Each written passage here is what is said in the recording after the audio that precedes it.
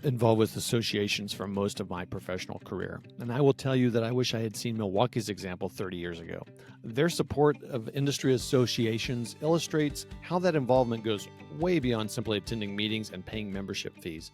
It takes a well-thought-out strategy and a plan to benefit both the industry and the business. I was lucky enough to get a few minutes with Bill Hughes, Milwaukee Tool's Executive Vice President, End User Solutions, during the recent NECA convention trade show. He was kind enough to share his insights into how they approach industry associations. Bill is responsible for Milwaukee Tool's Job Site Solutions team, Landscape Solutions team, and Customer Experience groups. As Executive Vice President, he oversees end-user commercial strategy and execution for the company. He has held key management positions with Black & Decker and Masco, and Bill contributes an extensive knowledge of leadership, business development, team development, and commercialization of sales and marketing activities. I'm your host, Todd Reed, and welcome to Keeping the Lights On. Let's get into the show. We start each episode with the meals that bring us together. So, Bill, if I were to visit you, where might you take me, and why would you choose this? Well, that's an easy one, Todd. I grew up with the owners of a restaurant called Batto's Italian Line Restaurant. Okay. They actually make their own sausage. They're a hometown, family-run restaurant, and I've been going there since I was a kid. My family actually worked there. My brother, myself, growing up, and we know the chef very well. Grew up with them. We know the brothers who run the sausage plant, and the other brother runs the restaurant side. So that's my spot. It's about 5 minutes away from home. Wow. Well, I mean, Italian, you could probably go on forever, but what do you like to order there? What would you recommend I get? Oh, that's an easy one. You got to get sausage alabato. Okay. All right. So these guys make their own sausage. They have a separate sausage plant. They market their sausage to all the grocery stores and everything else. But that is what they're known for. They're known for their sausage and Italian specialties. But you can get sausage alabato and also get, you know, the Italian sides and everything else that you want along with it, depending on what your favorite pasta is or whatever. But that's my go-to when I go. Wow. Well, we're fairly close to New York. We could maybe just head up there after the conversation here. About 25 minutes away from here. Let's do it. Convention Center. Well, so I did look them up, you know, because we talked before this to kind of get to know each other a little bit. And so I looked up Batto's, very cool place, lots of history, very cool website. So I'd recommend anybody go there, check it out if you're going to be in the area. But it kind of made me think a little bit about associations. You know, like we're here at NECA, at the NECA show, and it's an association that Milwaukee's been involved with for quite a few years. Sure. But it just made me think of community, because that place seems to have a community. It's not just a restaurant where you go and eat and that's it and you're done. You, like you said, you've known the people. They've been in the community. And so it seems, I bet there's business done there on a normal basis. I go there for lunch with our employees, our local employees all the time. Yeah. I do interviews there. It's crazy, yeah. Oh, wow, that's great. Yeah. During my time in the industry, which has been about 20 years, I've been impressed with the journey that Milwaukee's taken over that time. Over the past few years, it seems to me that their involvement in industry and associations has become a big part of the strategy of Milwaukee. So first, I guess, what is Milwaukee's philosophy on industry and associations, and why did Milwaukee decide to get involved so much in them? So it really, you got to go back to 2007 to answer that question. We had a new management team come in. I was part of that group. From all across the construction industry, people came in from our competitors, came in from different industry members, and we kind of brought that team together. And at that point in time, we were a $450 million global company.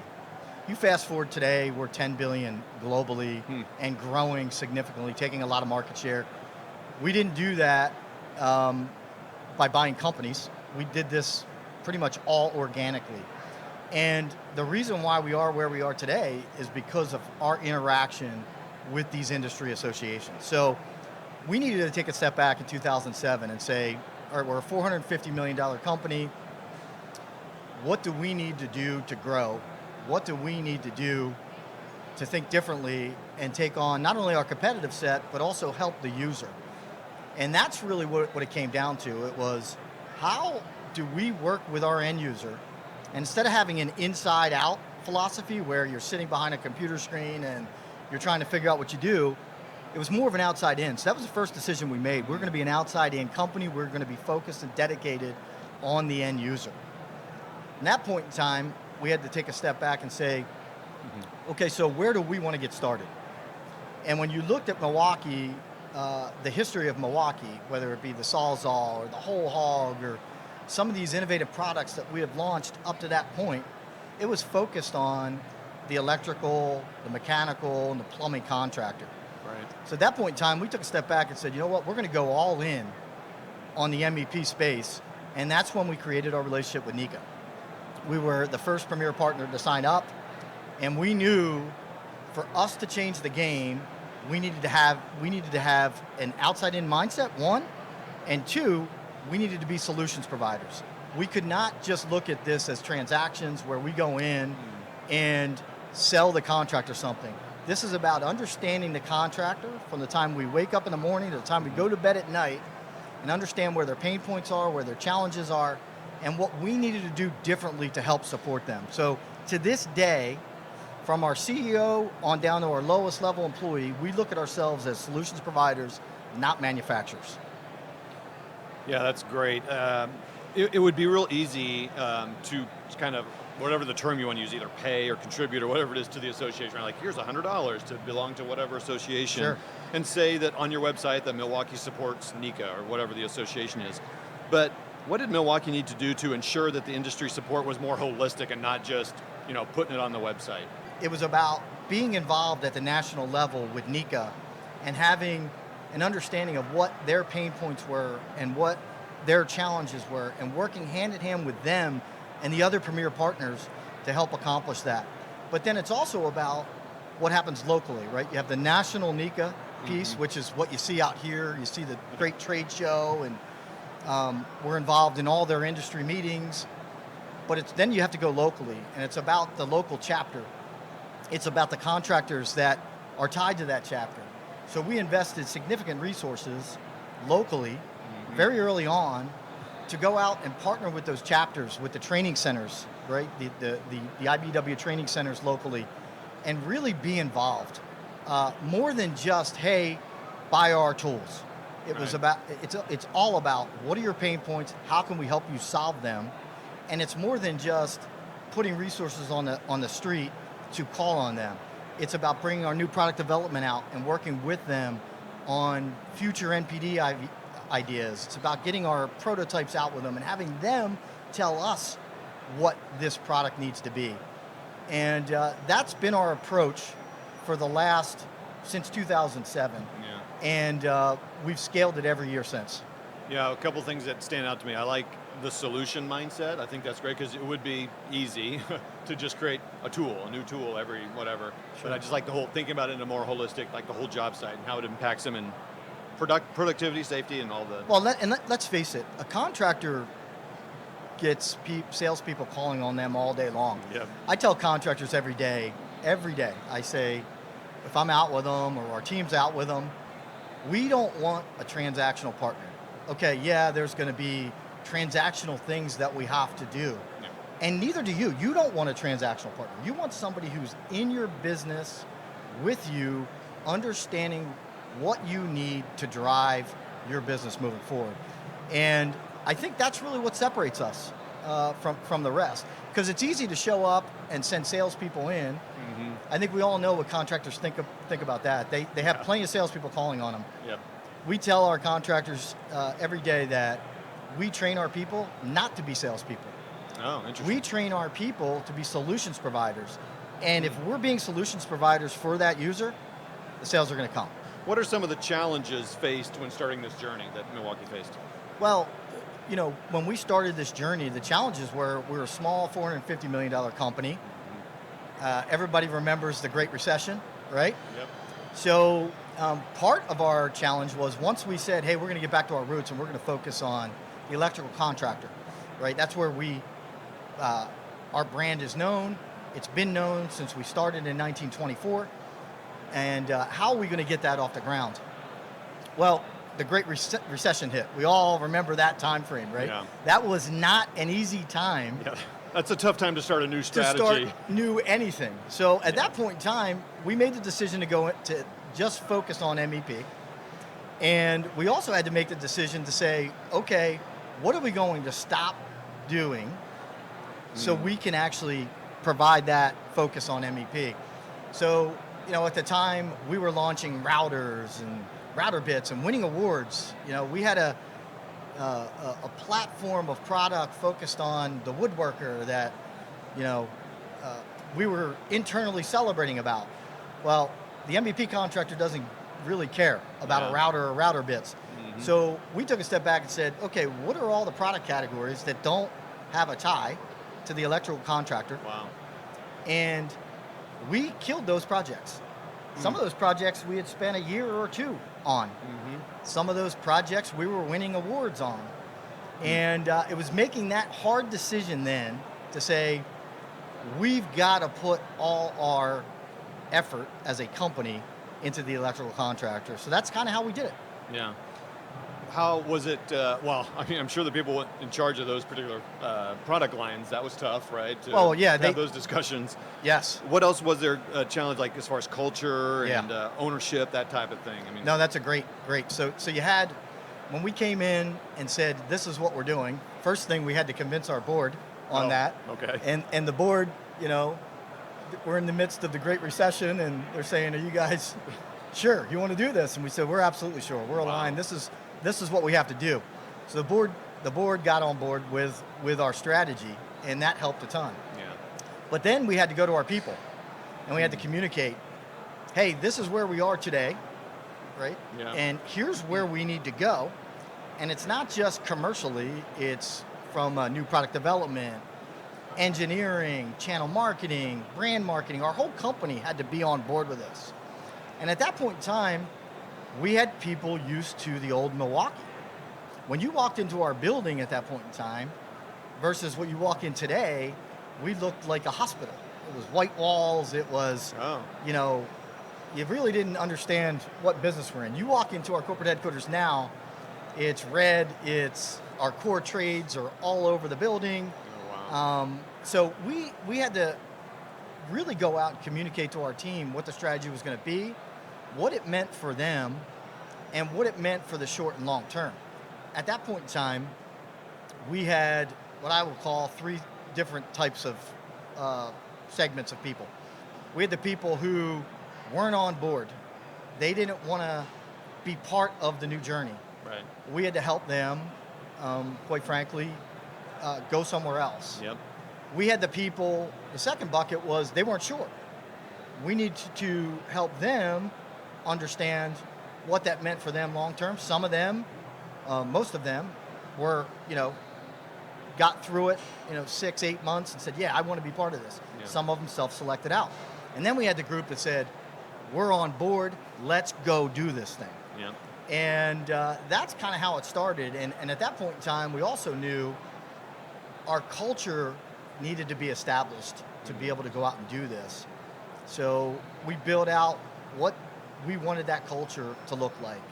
Okay. And, we have culture boards all over our website. We have it in every building. We have it in our salespeople's vehicles. And it was about getting the right people on the bus, putting them in the right spots, focusing them on the right things to go out and accomplish the huge undertaking that we were going to go do. Yeah. It was about getting Milwaukee to be the leader in the mechanical, electrical, and plumbing space. So we started recruiting at that point in time off the college campus. I think we're at 60 plus college campuses right now across the country. And we have a pipeline of talent in the wings that where we bring them in, and we have a very streamlined training platform where we not only ingrain our culture into them, but we also ingrain them with what it's going to take to continue to lead the industry forward. How has Milwaukee's support of the MEP kind of evolved over the years? Yeah, that's a great question. So when we first started, we obviously started with NECA, and we had resources that were working with NECA at the national level, and we had a finite number of resources locally at that point. We knew that we needed to create momentum and really drive it forward, and the only way to create momentum is at the local level. Yep. It's taking what you do nationally, it's having a strategy, and it's driving it locally with your team. So in 2007, I think we might have had a dozen resources locally. You fast forward to today, we have hundreds of resources out there focused directly on the user. The other thing that we've done over the years is we've actually segmented our business by trade. Okay. So if you fast forward to today, we actually have a vice president leader just for the electrical vertical. His name's Scott Capriva. Scott is in charge of everything from national NECA all the way down to the field team that operates. And then we have national account managers that work with NECA. We have regional managers at the local level that obviously manage our field teams, but they're dedicated to electrical. They're not hitting an electrical contractor, driving down the street, hitting a framing contractor, hitting a mechanical contractor, hitting a woodworker, like a lot of people do. Yep. They have their resources focused on everything. We've dedicated resources to the electrical space at this point to do two things. One, to continue being that solutions provider, to continue to having that engagement, that soul engagement with the electrician and at a whole different level.